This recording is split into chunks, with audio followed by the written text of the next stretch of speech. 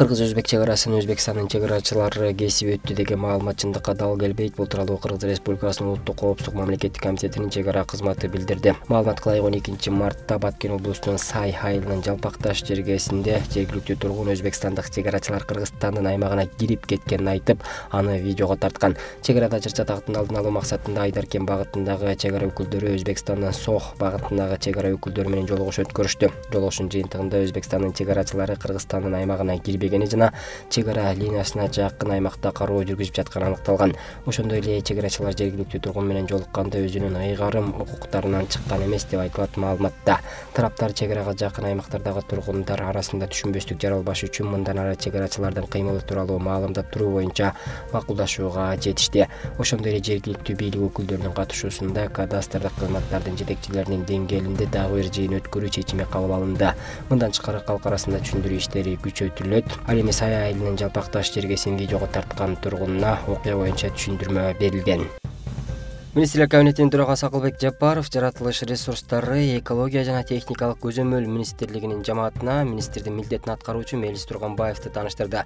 Бул тууралуу министрлер кабинетинин басма сөз кызматынан кабарлашты. Акылбек Жапаров белгилегендей, жаратылыш ресурстары, экология жана техникалык көзөмөл министрлигине жаратылыш ресурстарын изилдөө, пайдалуу, кайра өндүрүү жана коргоо жаатында мамлекеттик саясатты жана укуктук жөнгө салууну иштеп чыгуу боюнча маанилүү тапшырмалар коюлган. Бизде жердин үстүндө жана алдында эмне бар экендиги жөнүндө толук маалымат жок. Электр энергиясын өндүрүүгө боло турган бизде канча мөңгү, дарыя жана суу бар. Бул маалымат бизге биринчи кезекте жашыл энергетиканы өнүктүрүү үчүн керек. Бул маалыматтар бизде жакын аралыкта болушу керек, деди Акылбек Жапаров. Ошондой эле Мелис Турганбаев бир нече чет тилдерин жакшы билет, экономика илимдеринин доктору жана корпоративдик башкарууда чоң тажрыйбасы бар экенин кошумчалады. Акылбек Жапаров жаңы жетекчиге чоң ийгиликтерди жана бардык максаттардын ашышын каалады. Эске салсак, буга чейин президенттин басма сөз кызматы Кыргыз Республикасынын жаратылыш ресурстары, экология жана техникалык көзөмөл министри Кутманова Динара Асиевна элеген кызматынан бошотулганын билдирген.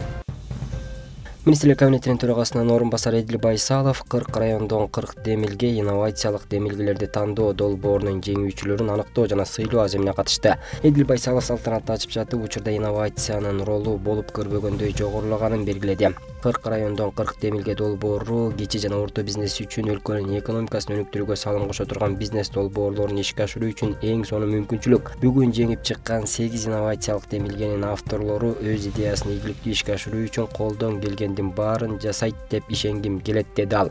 Белгилей кетсек, министрлер кабинетине караштуу интеллектуалдык менчик жана инновациялар мамлекеттик агенттиги тарабынан демилгеленген 40 район 40 демилге долбоору республиканын региондордун социалдык экономикалык өнүгүүсүнө жетишүү үчүн экономиканы, илимди жана техниканы өнүктүрүүнүн артыкчылыктуу багыттары боюнча инновациялык долбоорлорго дем берүү жана илгерилетүү максатында жүргүзүлгөн. 2022 жылдын 1-августунда 40 райондон 40 демилге долбоорунун алкагында республиканын аймактарында иштелип чыккан инновациялык демилгелерди тандоонун башталышы жарыяланган.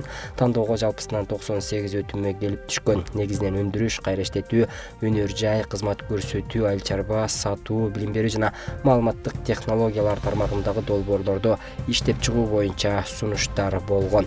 Жеңүүчү деп тандалган ар бир инновациялык демилгени ишке ашыруу үчүн республикалык бюджеттен 1 миллион сомго чейинки суммада каржыланат.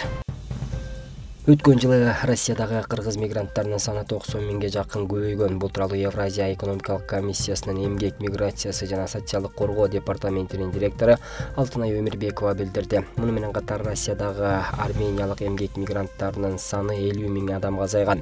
Өмүрбекованын айтымында бул Армениядагы жумушсуздуктун кыскарышына байланыштуу болушу мүмкүн. 2022 жылы ЕАЭПтеги эмгек мигранттарынын жалпы саны 1 миллион 647 адамды түзөт. Бул 2021 жылга салыштырмалуу 35 миңге көп. ЕАЭПтин жалпы эмгек рыногу 93 миллион адамды түзөт. Анын 1,8% биримдиктин башка өлкөлөрүндө иштегендер. Социалдык инфраструктураны, санитардык абалды жакшыртуу, шаарлардын жана калктуу конуштардын аймактарын көрктөндүрүү максатында үстүбүздөгү жылдын 18 мартында өлкөнүн жогорку жетекчилигинин катышуусу менен республика боюнча ишембилик өткөрүлөт. Иш-чарага бардык аймактарда мамлекеттик органдардын жана жергиликтүү бийликтин кызматкерлери катышат. Бишкек, Ташкент эл аралык каттамы боюнча көп орундуу автобустар жүрүүдө. Бул тууралуу Транспорт жана коммуникациялар министрлигине караштуу Кыргыз автобекети ишканасы эске салат. Автобустар күн сайын саат 16:50 жана 19:00 Батыш автобекетинен жөнөп кетет. Билеттин баасы 2000 сом. Кыргызстанда талапка жооп бербеген 11 мал базар жабылды. Бул тууралуу Айыл чарба министрлигинен билдиришти. Маалыматка ылайык, Кыргыз Республикасынын өкмөтүнүн 2017 жылдын ветеринария жаатындагы актыларды бекитүү жөнүндө токтомуна ылайык республика боюнча жалпы 58 мал базар каттоодон өткөн. Анын ичинен бүгүнкү күндө 47 мал базар ветеринардык, санитардык экспертизадан өтүп, 11 мал базар талапка жооп бербегендиги үчүн айыппул салынып, убактылуу жабылды.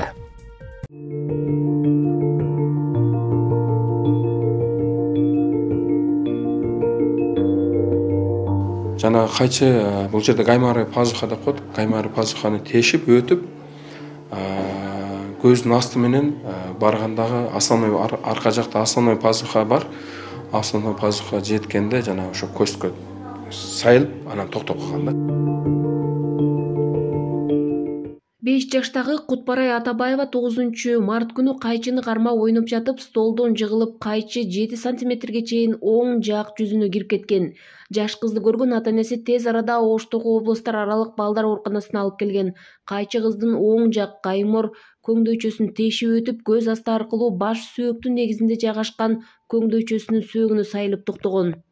Бул жерде рентген кылганыбызда боковой снимкте кайчыны көрүп турасыздар. Кайчы ушул основной пазухага уже мээнин сөөгүнө чейин жете калган да, жетип түшкөн. Мына прямой тартканда мына көздүн асты менен өтүп кеткен. Көзгө дагы закка жеткен эмес. Жагын Алла сактаган да. Буюрса зыян тийбейт келечекте. Себеби жанагы артерияларга тийген эмес, эч нерсеге тийбей өткөн. Өспүрүмгө тез арада татаал операция жасоо талап кылынып, оорукананын кулак, тамак, мурун оорулар бөлүмүнүн башчысы Үмүтбек Пазылов кайчыны алып чыккан. Жүзүнө 7 сантиметрге чейин кирген кайчы баланын жайгашкан чоң артерияларына тийген эмес. Эгер темирди алуу кечигип калганда кыздын өмүрү коркунучта каларын дарыгер билдирди. Аны мен келип эле опорблокко чыксам, баланын жанында оору болгондо болевой шок деп коет да, болевой шокко түшүп калбасын деп биздин анестезиолог дарыгерлер успокаивающий берип баланы уктатып койгон. Мен келип көрүп эле анан кийин ошол дарыгер менен экөөбүз сүйлөшүп эле сразу чукул операция кылышты. Макул көрдүк дагы. Бейтапты операцион блок алып операция жасадык. Операциясы жакшы өттү, удачный өттү. Жана кайчы бул жерде каймары пазуха деп коет. Каймары пазуханы тешип өтүп, көздүн асты менен баргандагы основной арка жакта основной пазуха бар. Основной пазуха жеткенде жана ошо көзгө сайылып, анан токтоп калган да. Эми Кудай сактаган, ушул жерде чоң артерияларга тийген эмес, нервтерге тийген эмес. Ушу көзгө да зыян тийген эмес да, болбосо көзү да закка жеп калышы мүмкүн эле. Азыркы учурда бейтаптын абалы жакшырып, ооруканадан эртең үйгө чыгууга даярдык көрүп жатышат. Жаш кыздын чоң энеси операция ийгиликтүү өткөнүн, кызынын жүзүндө кайчынын изи дагы көрүнбөй калганын билдирди. Небересинен ажырап калуу коркунучунда калган эне дарыгерлерге ыраазычылык айтып, наристелерге көңүл бурууга чакырат. Үйдө мынакы неме десем болот, адам жок экен, өзү ойнойт экен, эне апасы эми эшейде экен. Менин неберем болчу, өзү жалгыз кайчы менен ойноп жатып, ушул кырсыкка туш болуптур. Бетине кайчы киргенде жанында эч ким жок болчу. Апасы көрүп калып, дароо ооруканага алып келиптир. Неберемден айрылып калайын дедим. Жардам берген дарыгерлерге чоң рахмат.